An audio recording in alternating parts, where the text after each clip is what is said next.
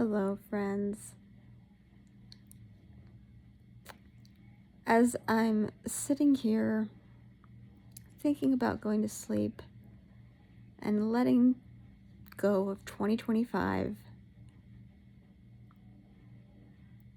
and I'm ready to kick it as far away from me as possible. But as I'm doing this, I'm just thinking about the new year, and I say this every year, but maybe you needed to hear it again. Don't stress yourself out with resolutions and putting pressure on yourself to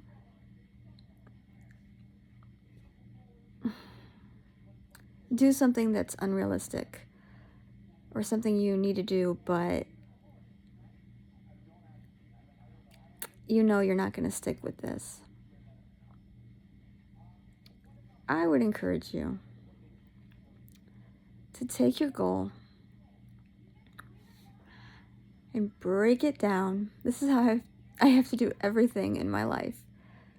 I literally have a little sticky note that says, break every single thing down. Because the way that my autistic and ADHD brain works, I have to comprehend things, to understand things. And if you are somebody that doesn't think that way, it may be something that could help you. Just let the autistic girl tell you all about it. But listen, I've been dizzy for weeks. There is no alcohol. There is no anything tonight. I'm just so tired and so dizzy that I guess this is how I function and communicate. Sorry, this is a lot longer than I planned. Story of my life. Anyway, I would say if it's a goal that you really do want to achieve,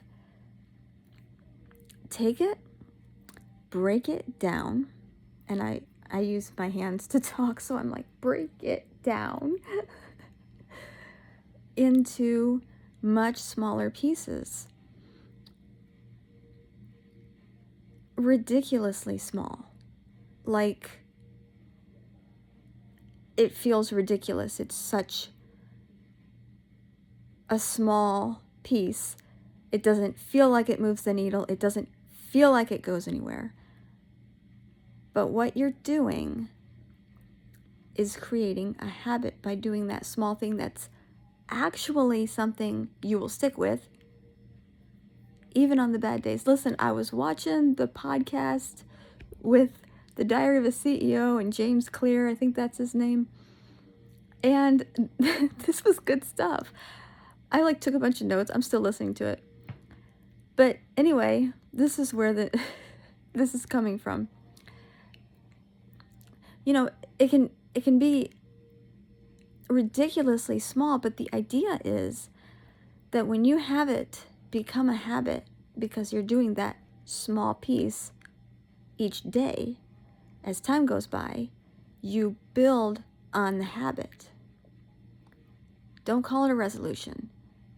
You're not doing it for 2 weeks. If it's genuinely like a change you want to make, you're not doing it for a week or a month. If you really want to do it, try the autistic girl's way when she listens to the podcast, you know? I'm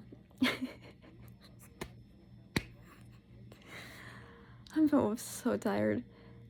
This is what happens when I don't have the ADHD meds. Y'all don't get to hear this or see this, really. So this is the reality of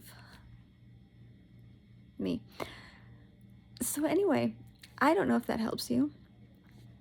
If you sat here for this long to listen, I appreciate it. But those are things that I'm gonna try to do. There are things I've struggled for years to do, And I'm determined to stop thinking about it or stop focusing on the goal of it, because it's the in-between where I get lost. It's the system you need to get there. And that's where, with executive functioning not working well for me, that's where I get stuck or scared or, you know, whatever. But yeah, I mean, do something small. Because I'll tell you what, I've tried many times to say to myself, like, I could be awesome if I could do A, B, C, D, E, F, G. Like, because with ADHD, you get ideas and you go, oh, I can do this and this and this and this and this. But then with autism, I start doing the things and I freeze when I get scared. And all progress stops. Completely stops. So I struggle with that kind of thing.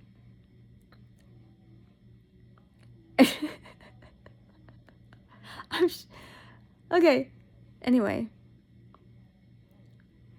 That's a little bit more about me. Maybe you didn't know. This page has been a fitness page for a long time. And fitness has gone up and down and up and down. And right now, I'd say it's down, considering I'm dizzy. But occasionally, I do try to encourage you with other things in life. And this thing with New Year's and resolutions, you know, there are people that really get stressed about it. They get really consumed, and I mean, look how fast this year went.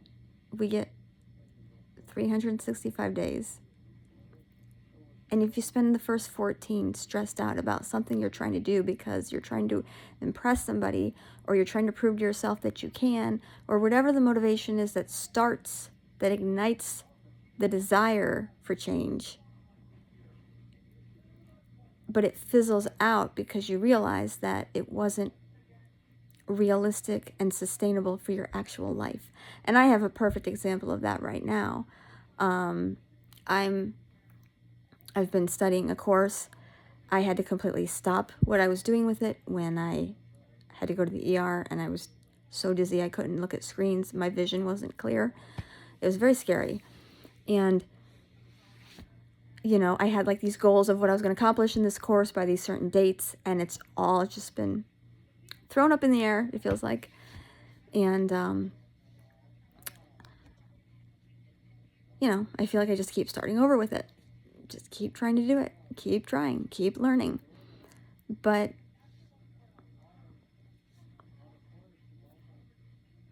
I've learned that I would make these goals that were so unrealistic of how much I could learn, or how much I could remember, or how much I could do by these different dates. And it's like, I'm a mom.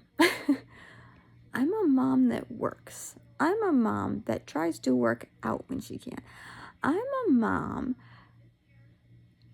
that has a lot going on, and my health struggles have been challenging, and a lot of I describe things in visuals for me, but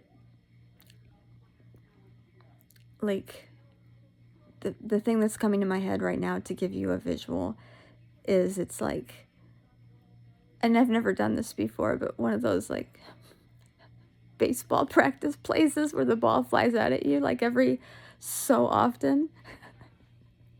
That's what my brain gave me, sorry.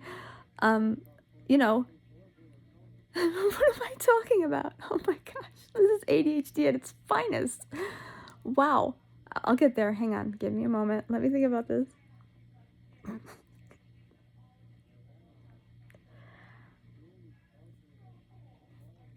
Oh, yeah, got it. I'm back. Okay. See, my medication makes it to where I stay on topic better, and I don't lose the topic completely most times. That's the difference. with medication for ADHD for me. Okay, but back to the point. Yeah, I don't have time every day to study as much as I wanted to. I can't even handle that every day. I get overwhelmed. I get stressed out. And when I get stressed out, I completely shut down. That's the autistic part that I didn't understand my whole life until I recently was diagnosed. So it's a very delicate balance for me to have enough motivation to get started with something, but not feel overwhelmed by it, or that it's just too much for me and then shut down completely.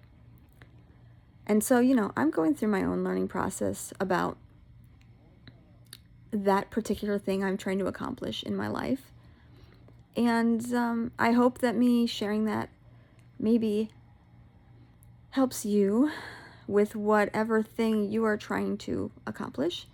Another thing that I have a problem with is trying to do too many things that require more of me than I can give. If I had it my way, I'd be studying 3 different programs and working out and momming and this. And another thing in the podcast, he said, the more stuff you're trying to do, the less energy you can put into it, or something like that. That's what I took from it. Don't quote me, okay? But that's what I took from it, and I actually wrote a note and said, that's one thing I've struggled with for many years, is trying to do too much. Almost like I'm running away from the certain things that are scaring me because I'm starting this new thing, and that's the dopamine. It's got my attention because I'm going to be awesome in it, but then it's boring, and then it's like, okay, well, now what? It's very challenging. So if I can make a goal and try to minimize my goal to be more realistic so that I'm making actual progress versus this romantic fantasy type of thing I have in my head where it's like, I'm going to do this, this, and this. And then I can't really do that. And then I'm beating myself up for it. And I'm telling myself I'm not good enough. And it's like, people always tell me, like, why are you so hard on yourself? Calm down. Like, why are you so stressed? Because you don't understand what's happening in my head. Okay, my brain is using up more energy than yours if you don't have these problems that I have, because I am scanning my environment more than you are. My ears are more aware of sounds. My nose is more attuned to scents you may not even smell. I'm very sensitive. And, it's kind of funny. I know I got off track here, but if you're still here, it's cool. But something that, like, I've learned, I didn't understand why sometimes I just don't get a joke. I'm just literal. Like, I make a lot of jokes and I can laugh, but if you don't understand my humor and you make a joke, it takes me longer to process and think, is this a joke, or is this sarcastic, or like I'm trying to like sort it out. I don't like people that aren't direct because I can't figure it out, and I don't have the energy to at this point. I don't have the energy. So it's just a side story, because since you're getting the real ADHD, Sarah, and it's late at night, and yes, 9-10 at night is late for me. Since it's late at night, I just figure I might as well just let you know what's happening. It's like peeking inside my brain. You have a special window right now that you don't normally have. Not sure if you want access to that, but now you have it. Because if you want Sarah Talks, I can talk. You just tell me if you want medicated Sarah or unmedicated Sarah. And yes, we are 2 different people. And I don't care what you think about it. Okay. If you got something out of this, let me know. Other than that, I wish you the happiest and most amazing celebrations this evening. And soon enough it'll be a Happy New Year for us where I live. And, you know, just like last year I had that hope, and then this year has been what it has been. So I don't put all my eggs in this basket. I'm just saying I hope that whatever we're all dealing with, that things improve, and that this is a great year. 2026. Thanks for sticking with me. Have a great night, whether you're staying up to celebrate or lame like me and going to bed. I'm trying to fix my circadian rhythm, and it is a bitch, is what it is.